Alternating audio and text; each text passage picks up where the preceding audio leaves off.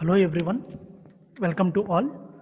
In the previous session, we have discussed about some kinds of displacement sensor as well as the motion sensor, and and then later in the morning section also we have discussed about the pyroelectric sensors. So it's kind of another scope of motion sensors. So motion sensor we can broadly classified as only mainly we are going to use only two kinds of sensors only: stroboscope sensor, or pyroelectric sensor.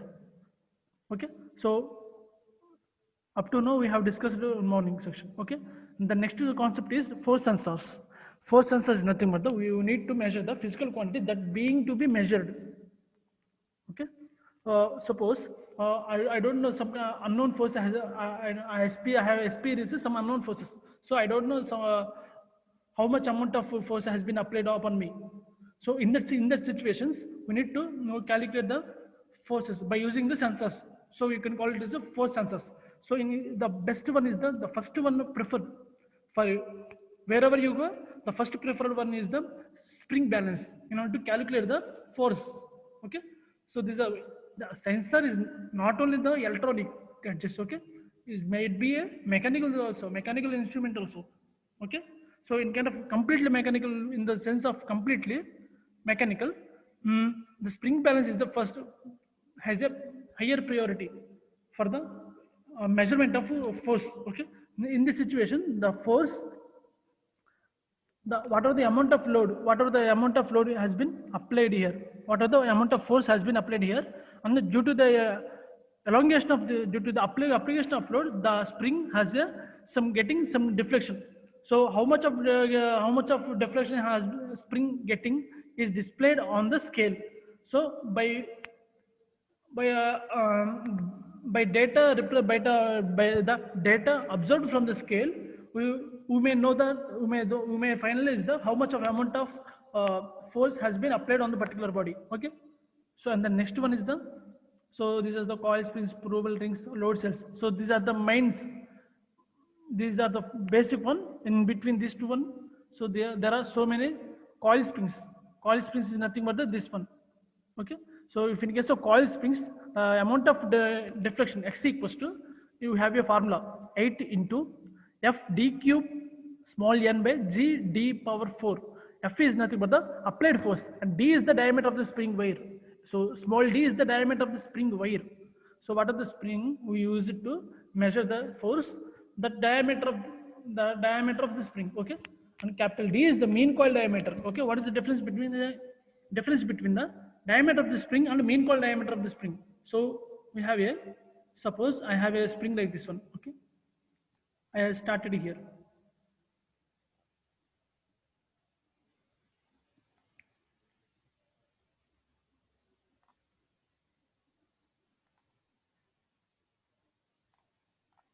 So I started here, and the spring is look like this one.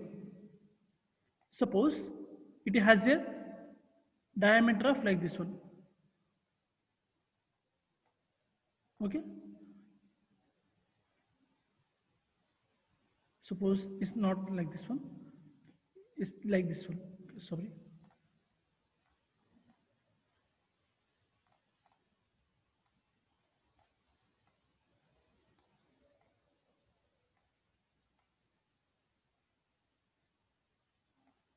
A number of steps are there like this one. Okay, this is the look like the spring is, this is as the spring look like. So in this situation the mean coil spring diameter is like this one. This is the mean coil spring diameter. Okay, what is the individual wire which is wrapped as this wire, as this spring? So what is the individual wire diameter? You can call it as a spring wire diameter. Okay, and the next, what is the mean diameter of the coil is nothing but the, so the outer diameter is this one. What are the edges of the, which the imaginary line which is connects the outer diameter of the spring, we can call it as the OD. So whenever the what is the mean diameter is, so is the completely capital D plus small d by 2. So it's the average diameter of the minimum diameter as well and outer diameter. Okay, maximum diameter. So which is measured like this one. Okay, So this is the minimum diameter of the spring, and n is the number of coils per springs. So it has a number of coils here. Suppose I have a deflection of, suppose I have a spring like this, 1, 2, 3. Have a three number of coils here. So this is the n is the number of coils, and g is the modulus of rigidity of the spring material. So modulus of rigidity. So okay, and so as we know that modulus of rigidity is nothing but the shesha by sheshan. So this is we can measure, we can specify the string by using this constant only. Okay, not Young's modulus. Okay, sometimes we can consider out also Young's modulus, but in this situation we can just consider in the some shear modulus. We can sorry, modulus of rigidity or shear modulus. Okay, so this is the, so while in the problem the stiffness equals to load by displacement or force by displacement. In this data we have the we have the deflection, okay, 0.075 meters, and we have the Newton force 15 kilonewtons. By simply applying the formula, we have 200 kilonewton per meter as the stiffness, and then later what are the we need to calculate the force. Okay, so what are the forces we applied on the particular spring? Okay, in this situation we have a stiffness and we have a displacement. Okay, displacement is nothing but the 0.1 meter. Okay, so in case of spring is 200 and the spring constant is 200, and the 0.1 is the displacement. So k into x1. So value will be the 20 kilonewtons, like this one also, like this is the following of example also, like this one.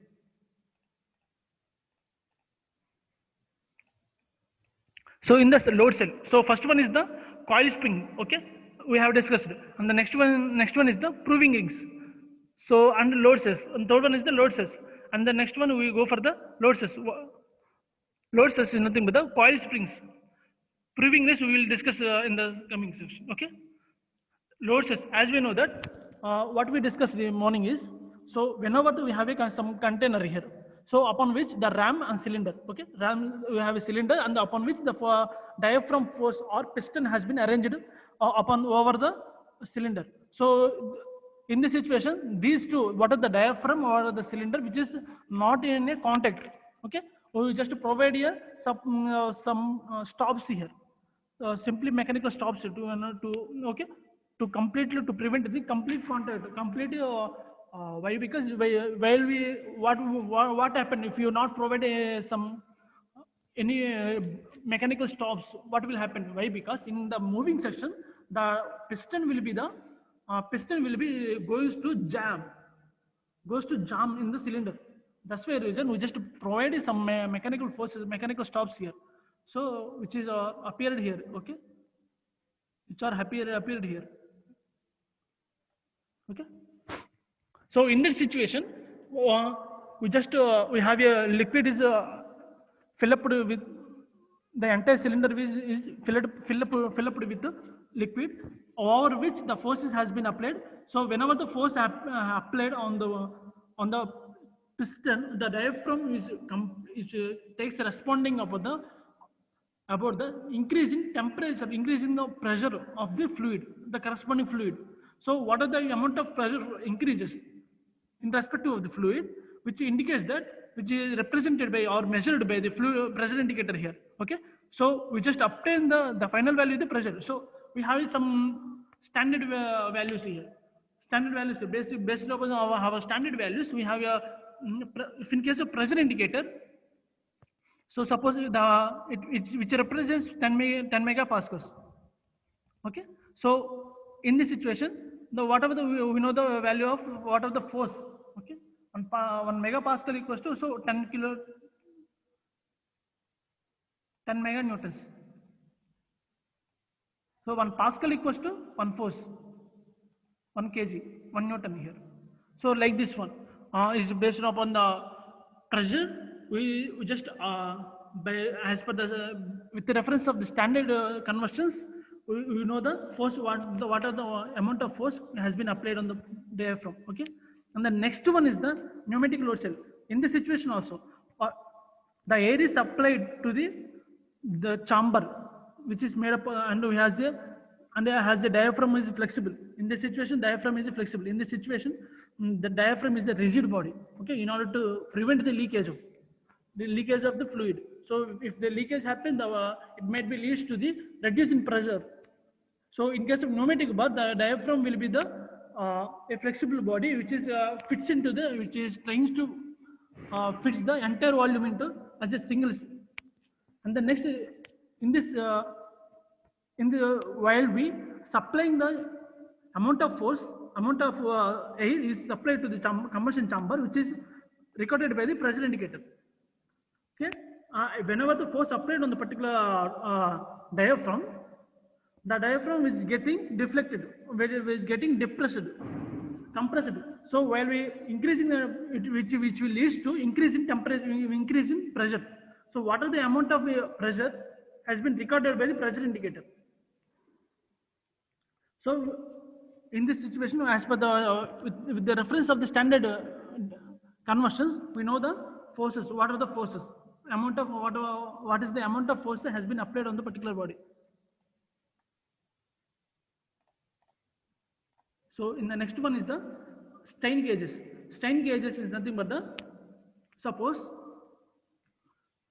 a load cell is transducer which converts. So load cell is a transducer which converts load acting on it into the analog electrical signal. Okay, so which is a transducer. Transducer is nothing but the it converts one form of energy into another form of energy. So here the one form of energy is converts the load, physical, mechanical load, and output is analog electrical signals. Okay, so the conversion is achieved by the physical deformation of strain gauges, which are bonded to the load cell beam and wired to the Weisstone bridges. So we are using some Weisstone bridges here. So in Weisstone bridges, as we know that, so we have a 4 resistors which are connected like this one in a circuit manner, in a closed manner. Across the 2 terminals, we applied some voltage here, and across the another 2 terminals, remaining 2 terminals, we obtained some voltage output here. Okay, so here the load cells has been attached to the resistance. Resistance is nothing but some kinds of load resistance load cells. Okay, strain gauge load cells. Whatever the amount of deflection is here. Let us have a look at this. Some strain gauges are here. So whenever the force is applied on strain gauge, it has some deflection, some strain. Okay, observed in strain gauge. So which leads to change in resistance. Okay, as usually. So obviously in the consequently, so the remaining strain gauge is also observing some kind of strains. Okay, some kind of strains which leads to change in their individual resistance. So the total resistance is balanced by the Weisstone bridges. Okay, so in this situation, in the first condition, we just across the 2 terminals, we have applied some kind of voltage here, which is V1. Okay, so and from the remaining 2 terminals, we are observing what are the amount of voltage is produced from the strain gauges. Okay,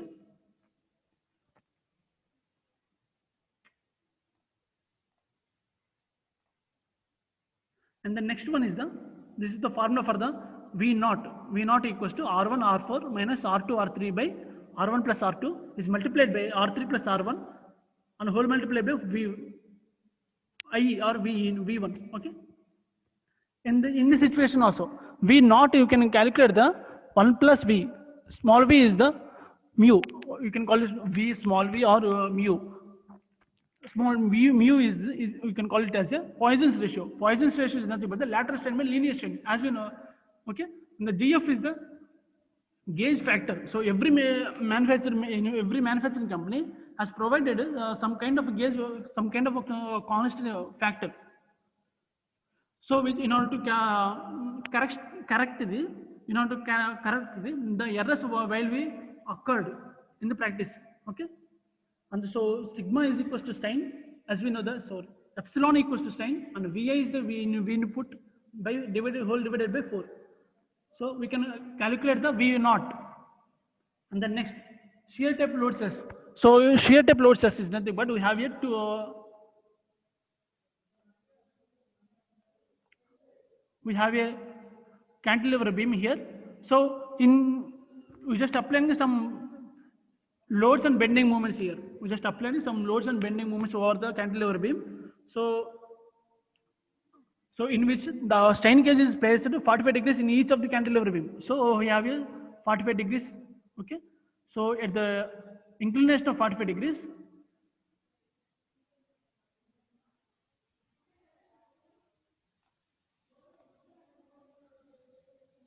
so in inclination of 45 degrees, at the inclination of 45 degrees,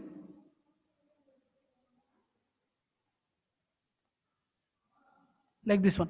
So two strain gauges are going to be placed over the cantilever beams. So one end is fixed at the 180, one strain gauge is placed at the fixed end, and another strain gauge is placed at the free end. So whenever we up these two strain gauges are placed at an angle of 45 degrees, which will observe some kind of energy sources here. So here the T is the left hand side cantilever beam, which measures the tensile force. Okay. So the another strain gauge is placed here. Okay, which is measured here. Okay, which is located here.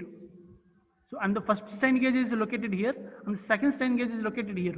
So it is this is, and due to the right side strain gauges, we just observing the compressive loads.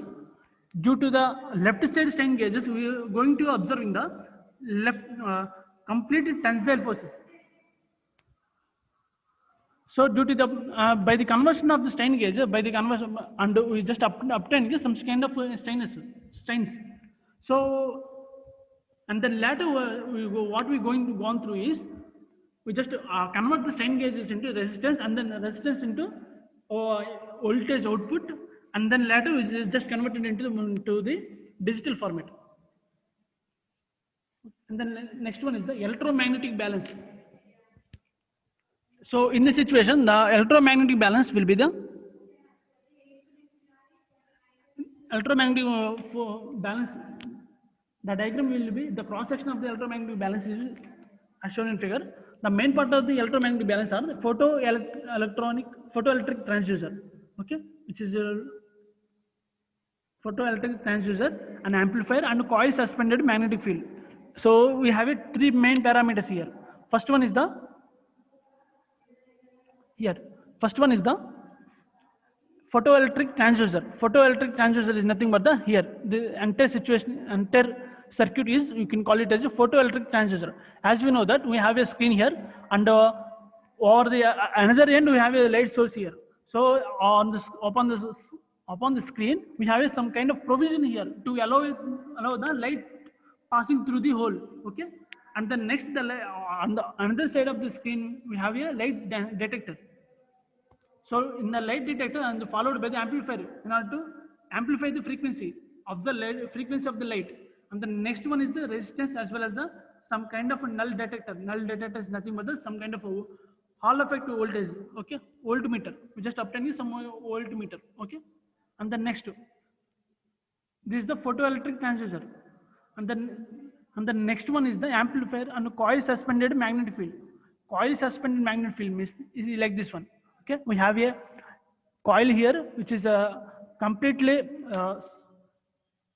wire type, and which is followed by the voltage source, and then next to ammeter which is measured for the current flow, and the resistance.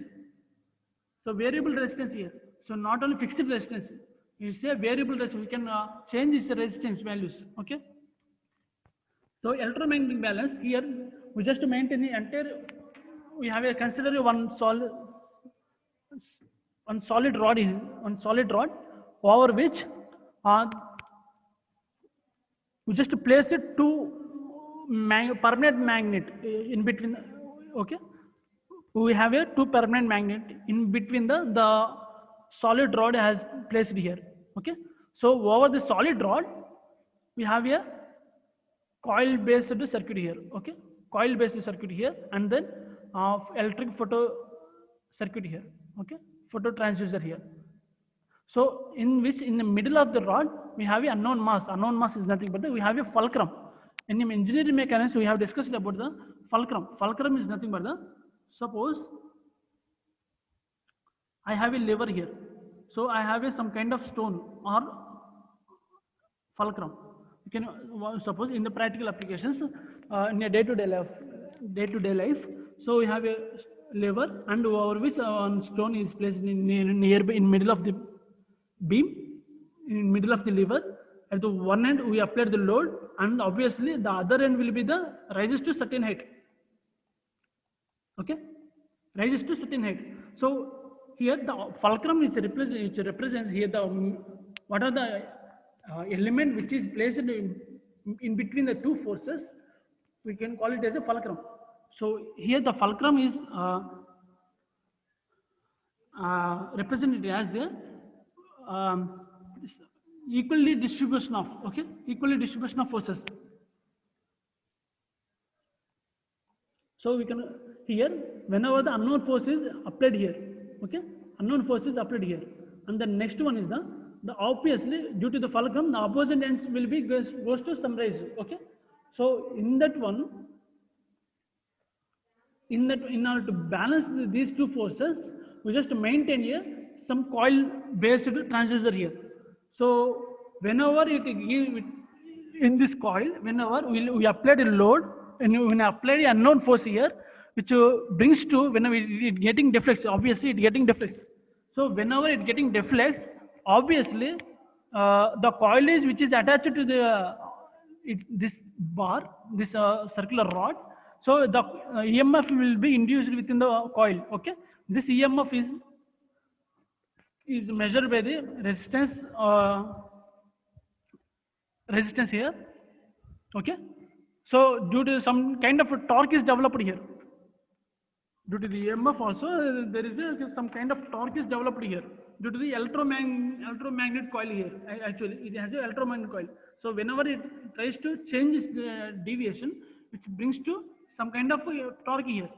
So here the torque has been developed, which is balanced by the, in order to balance these two forces, this deviation. Okay, so what here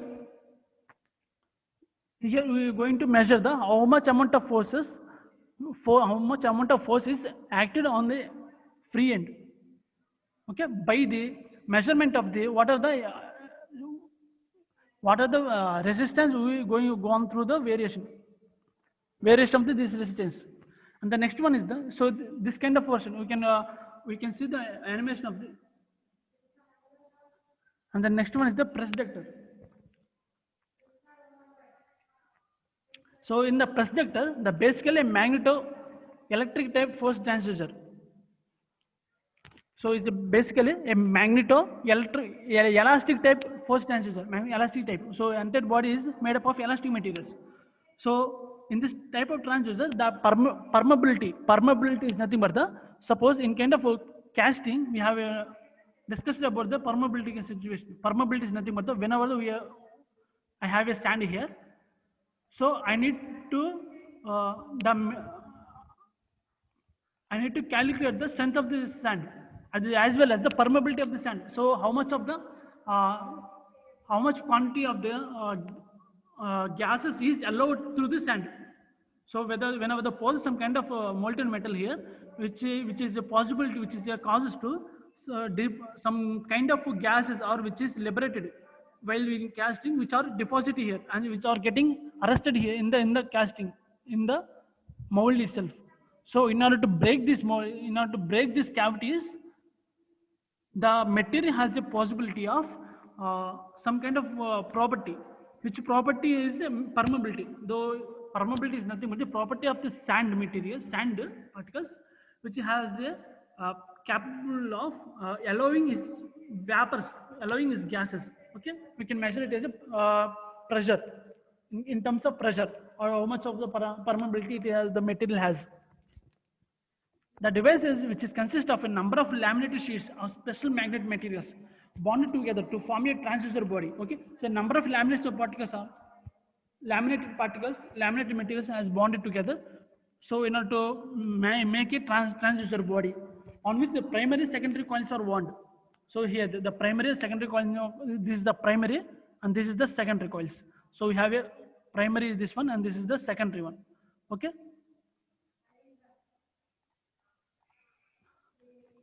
To form a transducer bed on which primary secondary coils are one and positioned perpendicular to each other. So here these two coils are placed at a perpendicular position in which so at the angle of 45 degrees to the direction of mechanical force. Okay, so the mechanical force is actually applied in like this one. So here the overall angle will be the 90 degrees. So whenever you apply at the center of the projection, the angle will be the 45 degrees. Mechanical force. Okay, when the primary coil is excited with the AC input. Okay, the primary coil is excited with the AC input. Okay, the no magnetic induction is produced in the secondary coil, obviously. So what will happen under no load condition?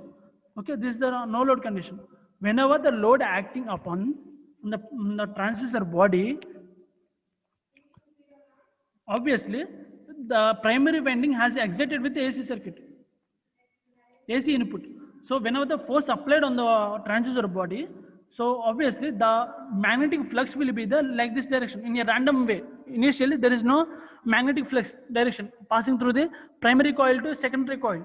So in which whenever the force applied on the transducer body, the magnetic flux will be the passes through in a random nature like this one. So due to this one, secondary coil under no load condition, when the mechanical force is applied on the transducer, the permeability in the direction of force is reduced. Okay, so when the the permeability of material has reduced, goes through the reduced, thereby resulting in change in the shape of the magnetic field. So here we may observe that the change in magnetic field here, the sum of the flux lines now cut the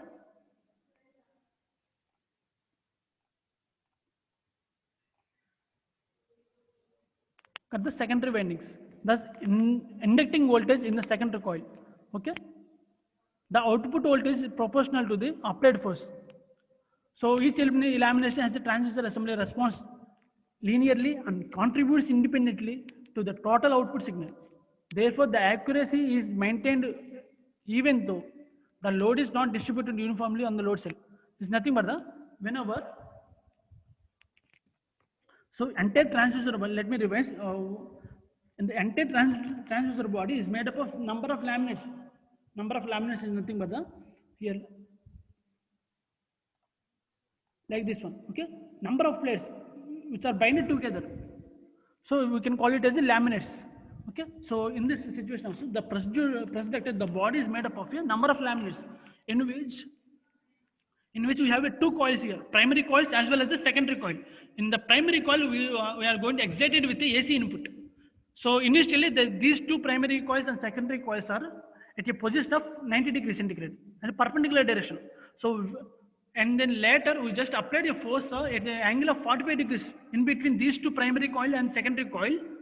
So the magnetic flux, we are getting some magnetic flux deviation here. In this, we can observe in this here. Okay, some getting deviation here. So in this way,